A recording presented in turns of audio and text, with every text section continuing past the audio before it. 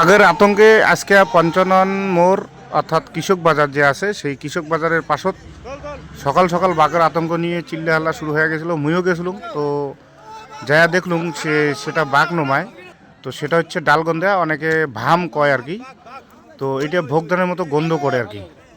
তো যাই হোক, বাঘের আতঙ্ক সব জায়গাতে বিশেষ করেই চলছে, তো মাথা ভাঙা তো চলছে।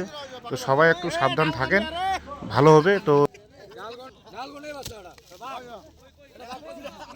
তো যাতে বিভ্রান্ত না হয় কারণ সেই সূত্রে আমি বলুম যে একটু সবাই সাবধানে থাকেন, দেখি শুনিয়ে চলেন। বাঘ তো না, এটা হচ্ছে ভাম অর্থাৎ ডালগন্ধেয়া। শেষে দেখা গেল ডালগন্ধেয়া। তো যাই হোক, সবাইকে মোট তরফ থেকে ধন্যবাদ। সবাই ভালো থাকবেন, একটু সাবধানে থাকবেন, এটাই কামনা করি।